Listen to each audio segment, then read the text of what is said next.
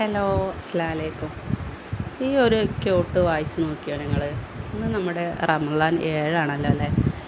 ഇന്ന് റമളാൻ 7 പറ്റിയ ഒരു ക്യൂട്ട് കണ്ടപ്പോൾ ഞാനതൊന്ന് വീഡിയോ ആക്കാമെന്ന് വിചാരിച്ചു. നീയുമായി ബന്ധം മുറിച്ചവരോട് നീ ബന്ധം സ്ഥാപിക്കുക. നിനക്ക് ഉപകാരം തടഞ്ഞവന് നീ ഉപകാരം ചെയ്യുക. നിന്നോട് അനീതി കാട്ടിയവന് നീ മാപ്പ് കൊടുക്കുക. വളരെ നന്മയേറിയ അല്ലെങ്കിൽ വളരെ നല്ലൊരു മനസ്സിൻ്റെ ഉടമകൾക്ക് മാത്രമേ ഇങ്ങനൊരു കാര്യം ചെയ്യാൻ പറ്റുള്ളൂ അല്ലേ? പക്ഷേ ഇപ്പം ഈ പറഞ്ഞ ഞാനടക്കം നമ്മുടെ ഈഗോ സമ്മതിക്കില്ല. നമ്മളോട് ബന്ധം മുറിച്ചവരോട് നമ്മൾ സ്വാഭാവികമായിട്ടും പറയുക, അവൻ എന്നോട് ബന്ധം കാണിക്കണില്ലല്ലോ, പിന്നെ ഞാനായിട്ട് എന്തിനാണ് ബന്ധം കൂട്ടിച്ചേർക്കാൻ പോകുന്നത്? അങ്ങനെ നമുക്കിടയിൽ ഈവൻ എൻ്റെ ഇടയിലും അങ്ങനത്തെ ബന്ധങ്ങളുണ്ട്.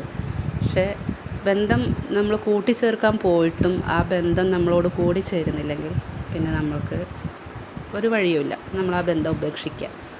പക്ഷേ ബന്ധം കൂട്ടിച്ചേർത്തിട്ട് ആ ബന്ധം ഇണങ്ങിപ്പോവുകയാണെങ്കിൽ അൽഹംദുലില്ലാ നല്ല റാഹത്തായി പോകാൻ വേണ്ടി ഉദ്ദേശിക്കുക.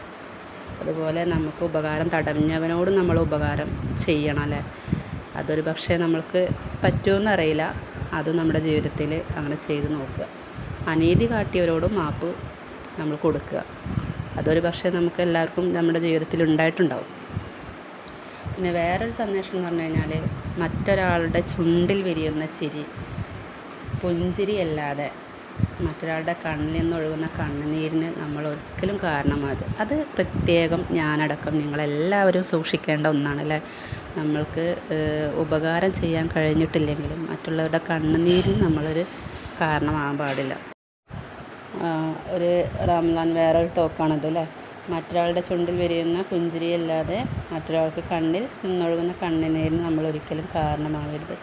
അതൊരു പരിധി വരെ എല്ലാവരും സൂക്ഷിക്കണം എന്നാണ് പറയാനുള്ളത്. പരിധി വരെ അല്ല, എല്ലാവരും സൂക്ഷിക്കണം. കാരണം ഇപ്പം അടുത്ത് സോഷ്യൽ മീഡിയയിൽ ഒരു വാർത്ത ഏതാണ്, ഒരു പെൺകുട്ടിയിലെ 2 കുട്ടികളെയും നിർത്തിയിട്ട് അവരുടെ അപമാനം സഹിക്കാൻ വയ്യാണ്ട് സ്വന്തം ഹസ്ബൻഡും വീട്ടുകാരും അയൽവാസികളും കൂടി ചേർന്ന കെണിയിലെ പെൺകുട്ടിയുടെ ജീവിതം അപമാനത്തിനിരയായിട്ട് സഹിക്കാൻ വയ്യാണ്ട്, ഒരാളുടെ ഇജ്ജത്ത് നഷ്ടപ്പെട്ട് കഴിഞ്ഞിട്ട് പിന്നെ ദുനിയാവിൽ ജീവിക്കുമ്പോൾ അർത്ഥമില്ല, അത്രയും സങ്കടം സഹിക്കാൻ വയ്യാണ്ട് ഒരാൾ വിശ്വസിക്കാനും ഇല്ല എന്ന് മനസ്സിലായപ്പോൾ അവർ ഒരുക്കിയ ചതിയിൽ ഒരു പെൺകുട്ടിയുടെ കണ്ണീരിന് അല്ലെങ്കിൽ ഒരാളുടെ കണ്ണീരിന് നമ്മൾ അങ്ങനെ ചെയ്യാൻ പാടില്ല.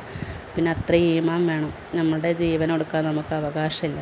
പക്ഷേ നമ്മൾ ഈമാൻ തെറ്റിപ്പോവും ഇങ്ങനത്തെ ഒരു അവസ്ഥയിൽ. അള്ളാഹു കാക്കട്ടെ. അപ്പം നമ്മൾ കാരണം ഒരാളുടെ ജീവിതത്തിൽ നമ്മൾ കണ്ണീര് കുടിക്കാൻ ഇടവരുത്താതെ ഇരിക്കുക, അത് വലിയ തെറ്റാണ്. അപ്പോൾ എല്ലാവരും പൊറുക്കുക. അസ്സലാമു അലൈക്കും.